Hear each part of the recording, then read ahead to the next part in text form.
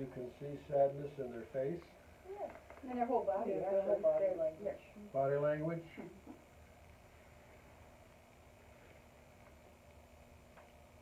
That's about it for our brains right That's all you get. When you talk to Off somebody, to a fast start again this morning, folks.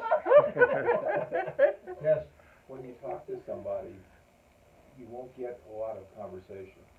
You'll get maybe a quick answer, or quiet. you'll get something very quiet. Yeah. I'm thinking of another way you can tell when somebody is really lonely. Well, maybe they're crying. They died. Right. Well, if you die, you can't feel lonely, you're dead. No, you can die of loneliness. Oh, okay. You know what? Yeah, that's I don't true. know how many times in my life I've known older couples, married together 50, 60 years. Yep. And one dies. And within a few days or weeks, the other one dies. Right. And you know, when I was younger, I used to think, well, that's just crazy. But, you know, the older I get and the more I think about that, it's not that crazy. That happens all the time. Yeah. It's not That's- like, it's that's a lot I of know it people. does. Yeah, Yeah. I know it does. And, you know, I think to myself, well, you know, you've been married 52 years, 53 No, we years. have not been married 52 years. All right. Oh. How many have been married? How many have we been married? Yeah, 55. We're on 54 here. Yeah, 55 coming Little up. do you remember. When you get that old, it's hard to remember anything. And That's really, I'm broken hearted right now. I don't even know what to go on. She's lonely. That's lonely right there. That's right, that's right. And I'm thinking, you know, somebody's been married that long, they're together, they share their lives, they share their time, and all of a sudden the one partner comes home. Fred, come on in. All of a sudden the one partner comes home and the house is dead quiet. Silence. And, you know, no conversation, no rustling around, just quiet. And I mean, you just imagine how pathetically lonely a person could feel. And I don't think it takes a death for that to happen. One partner going into a nursing home, one Oh, partner yeah. Oh, yeah. having Alzheimer's, and the person No, can't, That's you know, very have no bad. care for them, can't Yeah. communicate with them very much Absolutely. anymore. So And my mother and father spent their last years at Westminster Garden in Duarte, California, which is the I don't know if it's a retirement home or it's a home for Presbyterian missionaries and ministers. And we'd go down and visit them frequently. And there was an older couple. She was totally lost to Alzheimer's. She was physically healthy, but she had totally lost all mentality. And she would be sitting in a wheelchair, holding a teddy bear in her arms, and just making moaning sounds in the room. Every single day I've been down there for years, he was out wheeling her through the gardens, showing her the flowers, talking to her, and I just thought to myself, you know what? I don't know how I would handle a situation like that. You might wanna make alternative arrangements. What would happen if I had Alzheimer's? He would just put me outside. He'd forget I was there. He'd forget I was there. It wouldn't be the Alzheimer's. It wouldn't be the Alzheimer's that would bother me. It would be the drooling. I don't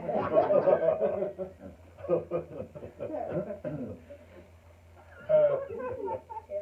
Tell me some ways in which you think individual people can or try to cope with their loneliness. Alcohol.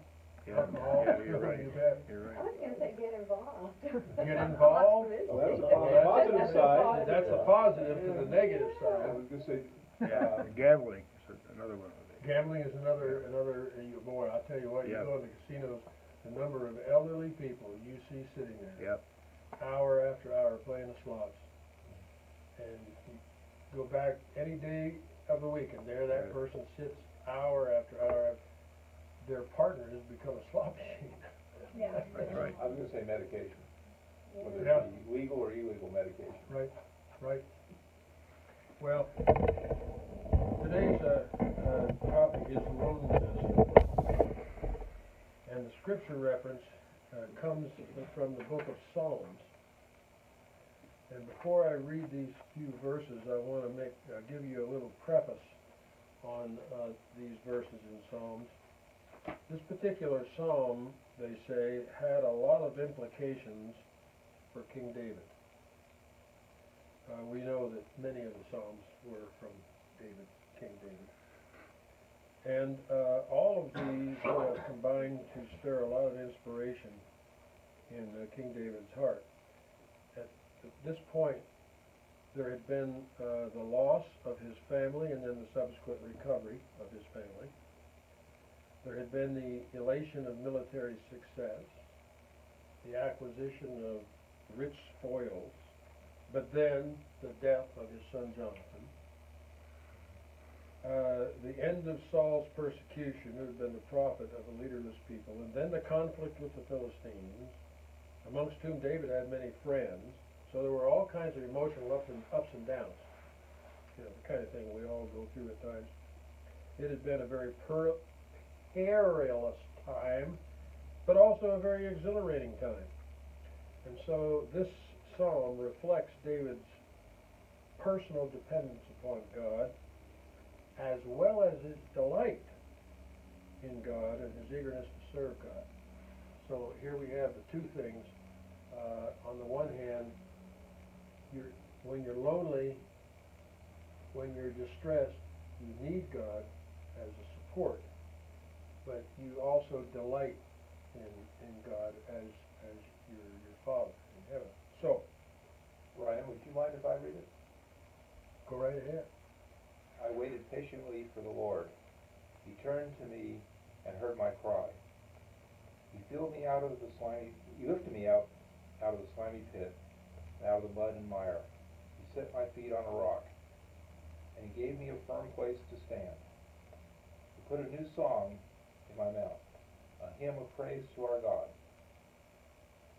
Many will see and fear and put their trust in the Lord. That was Psalm 40, 1-3. That's correct. Okay.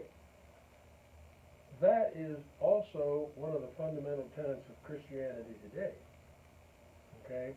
I mean, the idea that we are never alone. The idea that God is always with us, always a source of support and strength. And, you know, Jesus experienced all this very same thing. You think Jesus knew loneliness? Oh boy. I mean, he had to have experienced it. Hi, Rick. In a very brutal way in a number of times. He knew loneliness when he was in the desert being tempted by Satan. He knew loneliness when he was in the Garden of Gethsemane praying just before his arrest. He felt utter desolation and loneliness and desertion on the cross when he was facing the grave. So Jesus certainly knew what it felt like to be alone, but not really, because he knew that his Father was with him in all those circumstances. And it was the assurance that he had that God was there that gave him the strength to see it through. It was a complete confidence. And as it says in the one verse of the scripture that Scott just read, a song that can be sung in the depths of despair. Okay. You have a friend that wants to ask you a question, sir. Oh, excuse me, sir. Could you say at that point that your closeness, or when you're at your bottom, when you hit rock bottom, could you say that's when you're really closest to God? Because It happens that way a lot, doesn't it? It happens that way a lot because in desperation, the sad thing is that a lot of people only turn to God in desperation. Right. Sometimes we get mad at God. Oh, yeah, of course. Of course, it's a very human thing when something goes really bad to say, okay, who's at fault for this? Who's doing this to me? Well, why did God let this happen to me? What's wrong with you, God? Why am I being punished? I haven't done anything wrong. You know, all that kind of thing. But you can be alone and not be lonely. You can be alone true. in your prayers or in your thoughts or in time to reflect. And We're some of those examples you gave of Jesus going into the garden to pray or stuff wasn't really loneliness as much as being alone. Well, he needed the solitude too, and I think in this chapter in the book, if you read it, there's a huge difference between loneliness and solitude. Right. One is positive, the other is negative, and we're going to talk more about that here in just a few minutes. Well, James Moore starts out the lesson with a little story. He says there was a woman who showed up one morning at the front desk of the missing persons bureau. A policeman at the desk listened intently as she reported to him that her husband was a missing person. When the policeman asked how long her husband had been missing, the woman replied that her husband had been missing for about 20 years. Well, astonished by that answer, the policeman gulped and he asked her, well, why on earth, if your husband has been gone that long, were you just reporting it now? And she replied, I don't know, I guess I just got lonely. Well, most people don't have to wait 20 years to feel the pain of loneliness. He says a few years ago, a woman in her middle 50s had a problem that she needed to talk to somebody about, and she said, I'm dating this man. The truth is, I don't want him, but he is a companion to me. Not a very good one, though. I mean, he gets drunk all the time. He embarrasses me in public.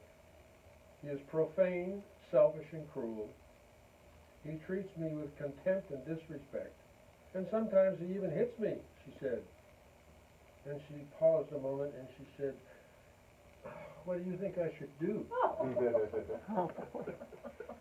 Well, to any one of us, it's pretty obvious what she should do. But it is very difficult for a person who is emotionally wrapped up in a situation or a relationship to get outside of that relationship and really look at it in an objective way.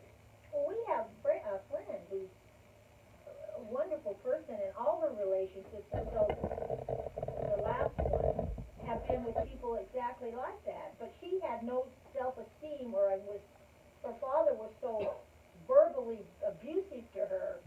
And I think sometimes that's what happens in situations like this. They think that's the only thing they can have. She had two or three consecutive relationships in which her partner or husband were drunks, physically and emotionally abusive, and finally her last relationship was with a man they were very much in love, and she was very, very happy, and he died in bed. She woke up one morning and was dead. But she had no self-esteem in those other ones, and the husband She still doesn't. did give her, but she was better, did give her some positive little bit. reinforcement. But I think they do because they don't think they're worthy of anyone else. Well, anyway, in this particular case, to help her with that, her pastor said, tell you what, let's reverse roles, okay? Let's pretend that you are the minister and that I have come to you describing a situation exactly like that. What would you tell me to do? Well, she brushed back the tears and said, oh, of course, I know what I ought to do. I know I ought to get away from this as fast as I can. But I'm scared. At my age, I'm afraid I won't be able to find anybody else. And I'm terrified by the prospect of loneliness. I can't stand the thought of being alone. But you can be lonely in that kind of relationship too. Mhm. You can be very lonely in that Yeah, kind of relationship. Absolutely you can. And James Moore said, this is amazing. Here's a person who was willing to put up with almost anything just to have a companion because she was so afraid of the pain of loneliness. Get a dog. Get a dog. Yeah. Get a dog. I'll tell you what, That happens. I I have never experienced real loneliness, but trying to think my way through it, there will never be a dog. That's your boss, your boss. And it won't be a cat either, because I hate cats. Of course, you need a dog. But I think that's true too, because Terry, his dog, has been his complete companion since Gary died, you know, and just, I mean, I can't imagine him not having a dog. Right. He thinks it's real. Somehow we'll have to forgive you for that. Well, that's okay, I don't know. automatically, We're not sure how we're gonna do that, but somehow we're gonna do it. I just automatically assumed that I could easily find another woman, I guess. Yeah, live long enough to do anything. Be careful what First he you, doesn't know wish my for. anniversary, then he just brushes me off, well, if you die, honey, I'll just go find someone else. Well, here's a thought for you. Jumps, right? Now, here's the third one. Here's the third one. Loneliness is, without question, one of the great problems of our time. You ever thought about this? Some people refer to it as public enemy number one. Here we are in a situation where we have more social contacts in just 1 year than our grandparents had in a lifetime. And we are still lonelier than ever before. Why? What's the dynamic behind that? A lot of those contacts are just superficial. They're not really, it's not somebody you wanna confide in or is gonna help you with anything, it's strictly just a contact. And most of them are on your computer, your I was cell gonna phone say, anyway, Yeah, you know, the so. computer and the cell phone is Well, even at work, I know, and I'm still working, I've got a lot of friends from work, but there's only a few of them that are really, I feel close. yeah, I would agree. I work with a lot of people, and there's only maybe one or two that I would really confide in if I had a concern or a problem. Well, loneliness has a way of permeating every fiber of your being. I mean, it can negatively influence your hopes, your ambitions and dreams. It can negatively affect your desires and vitality, your creativity. It can affect your strength, your physical health.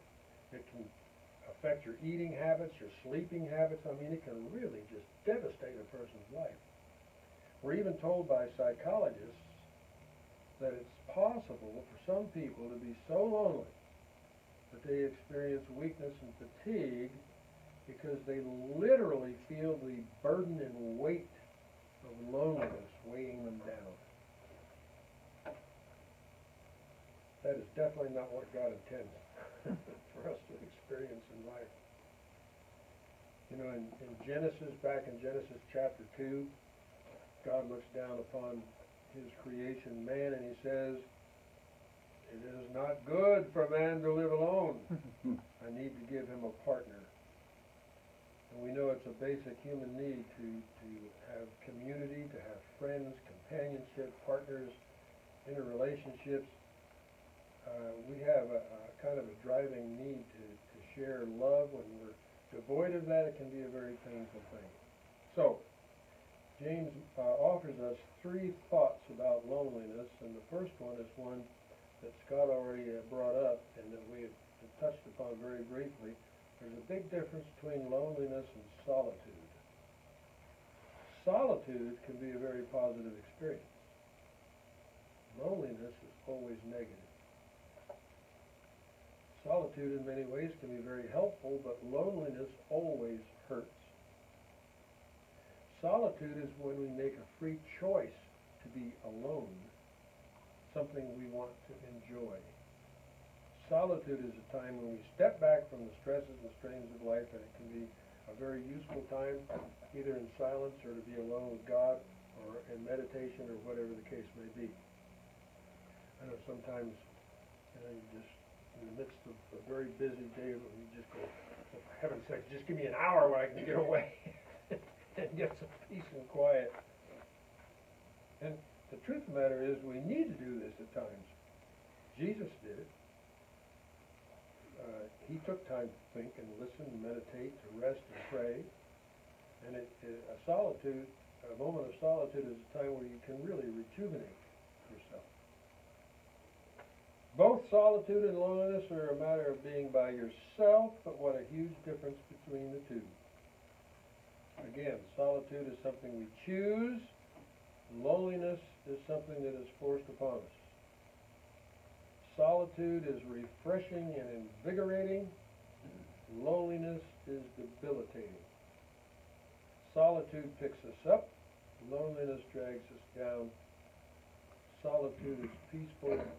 Loneliness is painful.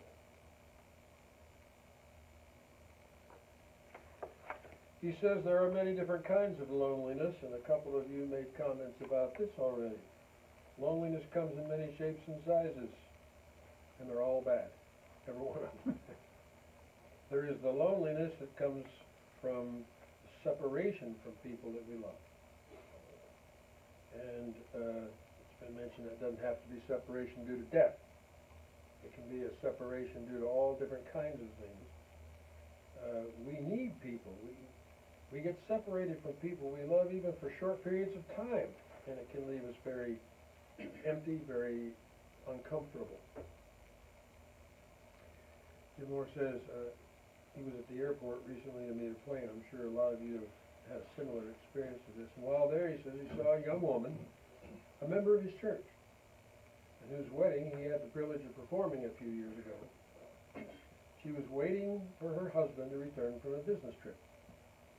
And even though he'd only been gone overnight, you could see the longing in her eyes as she looked almost desperately out into the skies, waiting, wanting that plane to hurry up and come in. She was lonely for her husband. And a few minutes later, when he arrived, she ran as fast as her legs could carry her and jumped into his arms. We've seen that sort of thing. And just for such a short period of time, loneliness can begin to take effect very, very quickly. We can face the same difficult emotion when a child first goes away to college. But when the second one goes away, The second one you're glad to get rid of now, because, you know, I don't know what your situation was. I often tell people, you know, my oldest son, when he went away to college, we took him, and she cried all the way home from Albuquerque to I Mexico. did, I was just beside She was just myself for absolutely weeks. beside herself. And when the second one left the house, we celebrated. redecorate.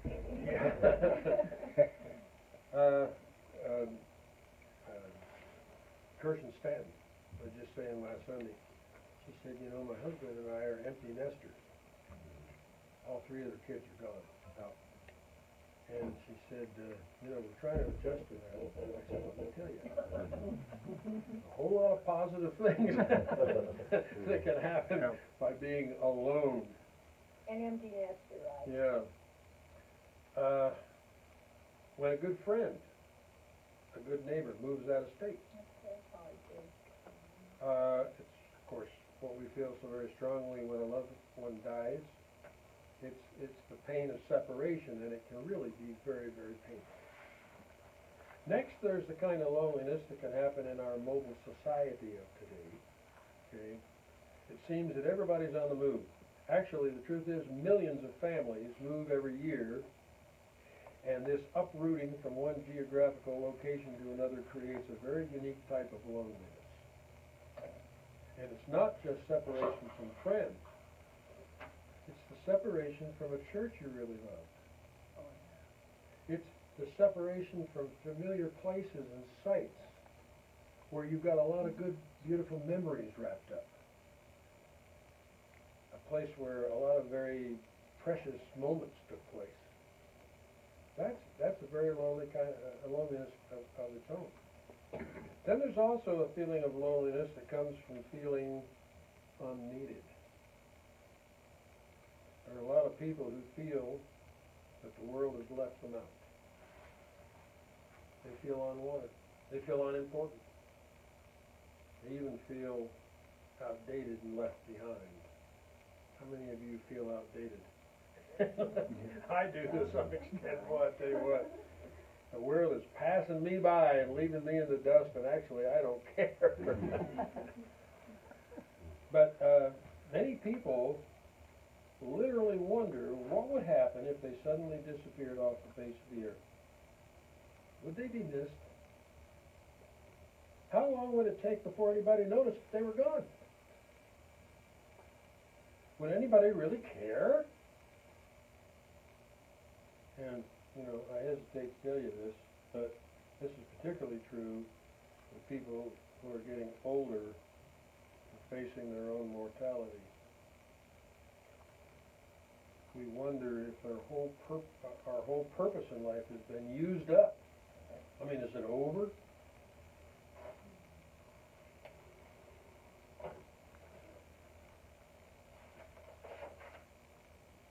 Recently, a 68-year-old grandmother said, "Every night I pray that the Lord will help me find something useful to do. My husband is gone now and my family has grown up. They don't need me anymore. I live by myself in a tiny apartment. It takes so little time to care for it, and I feel so lost, so useless, so unneeded. I never thought life could be so lonely." The pain of feeling unneeded. It's a different kind of loneliness. I read that example and I kept thinking, there's so many opportunities. Right, go to school and read. There are so many opportunities for yourself, there's so many opportunities to help others, whether it be the church or other volunteer opportunities. Just get out of your house and go Right. do something positive. There's plenty of things you can. Yes, there are, and And you for know, a 68-year-old woman to say she feels lonely because she is not needed. but some people, you know, have lived their life up to that point in such a way that they haven't experienced a church family. They haven't experienced a lot of these things and are, I guess, more or less oblivious to the fact that they're there. Yeah. Or they don't see the value of some of these other things. And that's a shame. Still another kind of loneliness comes from being, this one really gets me. Some loneliness comes from being responsible. When the buck stops with you, it can bring on some very lonesome feelings. It's the loneliness that surgeons feel when they pick up the scalpel to perform a dangerous, delicate operation, knowing that a life is hanging in the balance. That surgeon is all alone. It's the loneliness that lawyers feel when they walk over to that jury to make their final statement. It's the loneliness that parents feel when they have to make a hard decision concerning their children. It's the loneliness that teachers feel when they walk into a classroom and look out over all those faces and know they have to deliver. It's the loneliness that ministers feel when they have to go and tell somebody about a tragedy in their family, or when they have to take a stand that they know is not going to be popular. Those are all situations in which a person feels very alone. And we've all had similar experiences. There's another kind of loneliness that we must not overlook. And it's what theologians call existential loneliness. It's a big word. It doesn't mean much of anything except it means spiritual loneliness. It's a feeling that comes into our innermost being that we suddenly realize we've drifted away from God. And it can lead to mistaken feelings that we have been deserted by God. That God is no longer there for us. That we're all alone. We don't have that spiritual presence that we need in our lives. Well, he goes on to say there are also some good ways and some bad ways to respond to loneliness. Some of the more negative ways, booze it up. You bet. Turn to drugs or alcohol to escape reality. We all know that just amplifies the problem. Self-pity, very damaging way to do it. When people try to run away and leave their loneliness behind, you can't do that. That loneliness is dragging along right behind you. So short string, you can't get rid of it. Self-pity's a double hit. It hits you and drives everybody else away. Yes, yes it does, because nobody can stand to be around somebody who's having a pity party. Everybody needs a pity party every now and then. Every once in a while, it's okay. Well, my dear, when you have one, do it by yourself. That's the best way. I don't like to be around Go to your people room. with pity parties. Go to your room. I don't mind feeling sorry for myself, but I don't wanna be around anybody else.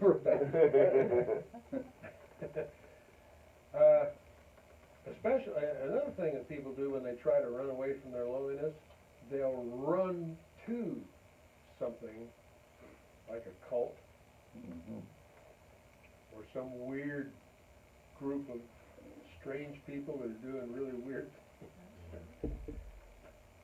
Some people commit suicide. Did you see the Manson special on ABC? No, I didn't watch that. I knew that they were gonna have that on, but, you know, talk about someone who's just off the rocker completely. It's how he was able to attract the people. Yeah, it's just It amazing. was just amazing, I mean. You know, it's true with all cults. Think of what good he could have done if it was a positive attraction as opposed to the But I mean, negative. Koresh and Koresh. Jones and all Oh, of them, yeah, they're the same yeah. way. I mean, people, here's what I think. Every human being reaches a point somewhere in their life, usually middle age or later, where they suddenly realize they're not altogether happy. They don't feel fulfilled. They don't feel like they've gotten anything out of their life. If they look around and they say, "What is this all there is to it?" And at that point, they begin searching. That's a dangerous point in life.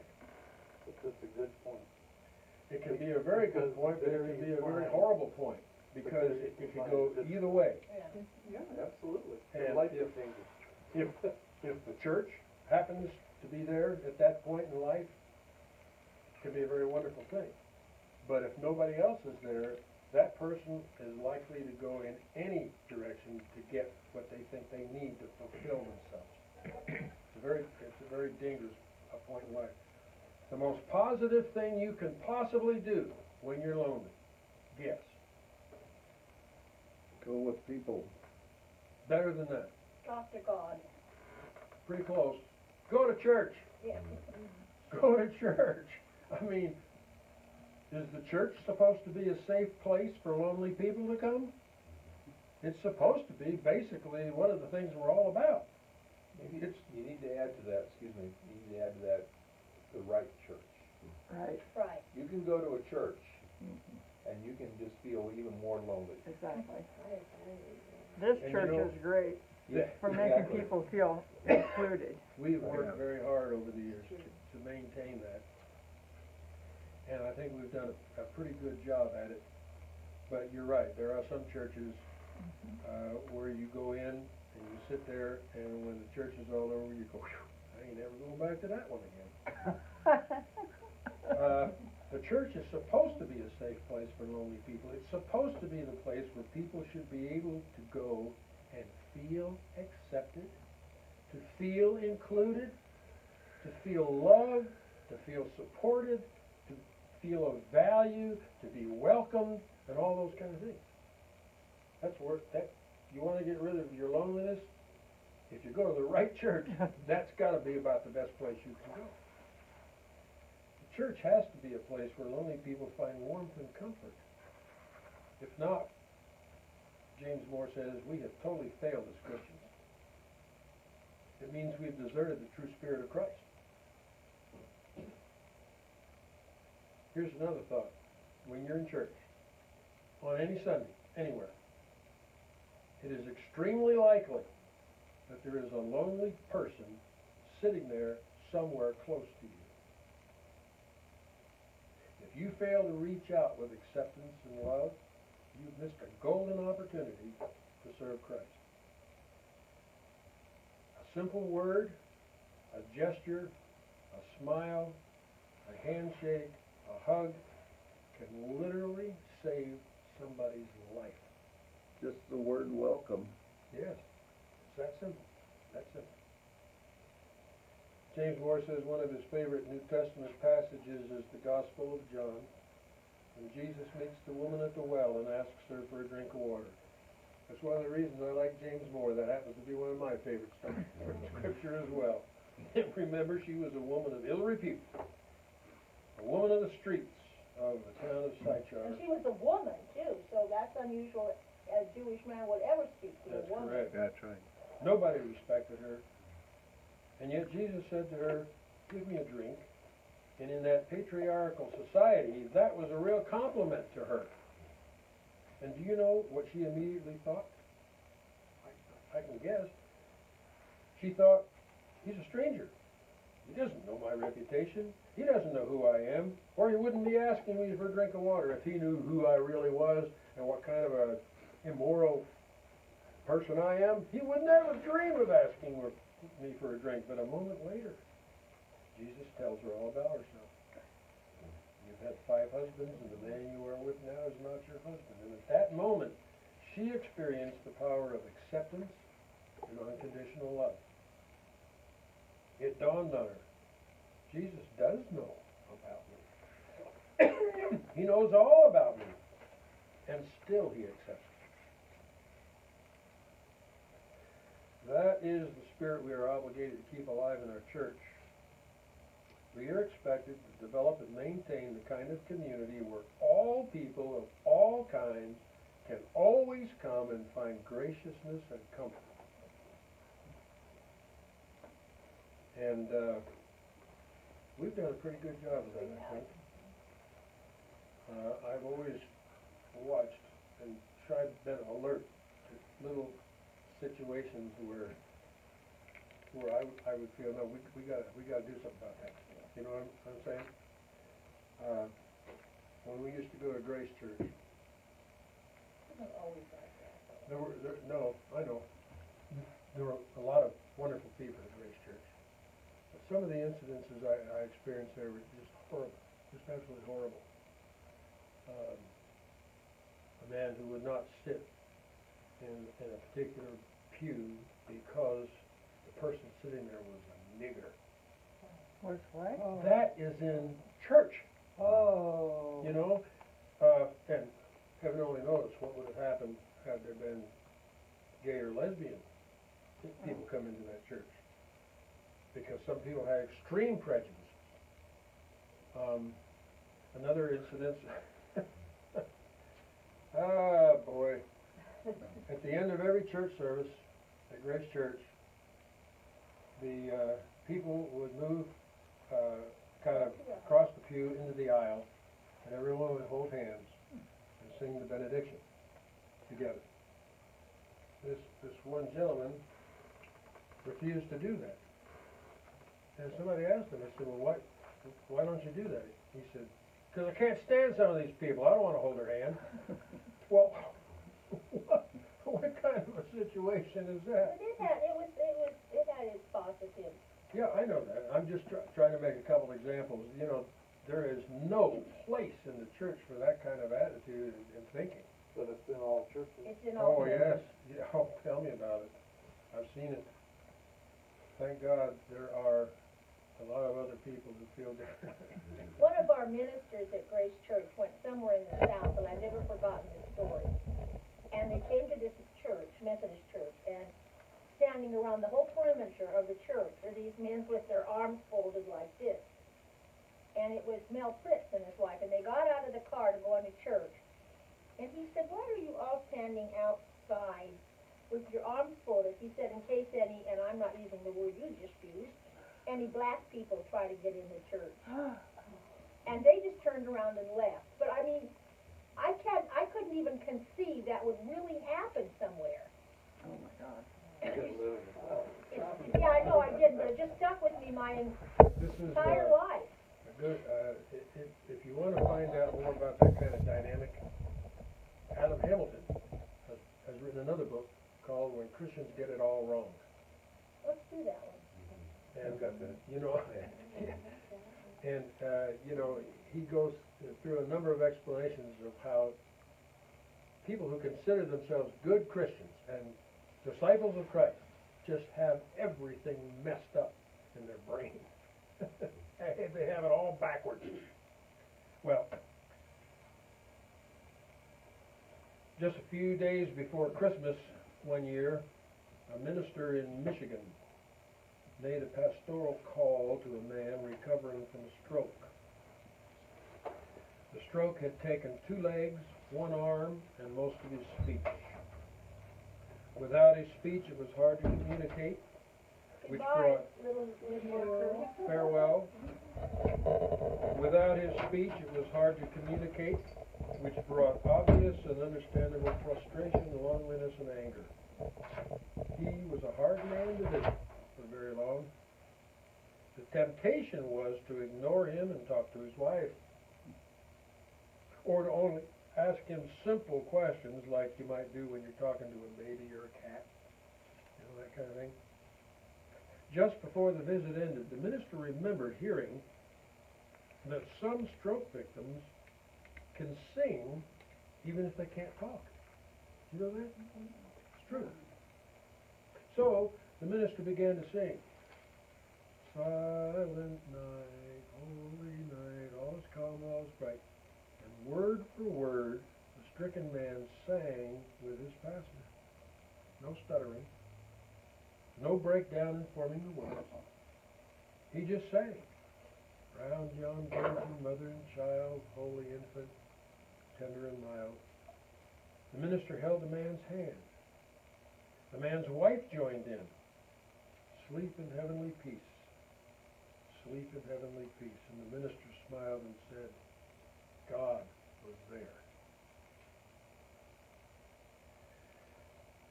Okay, next week. It's a good lesson. Trust God when you need forgiveness.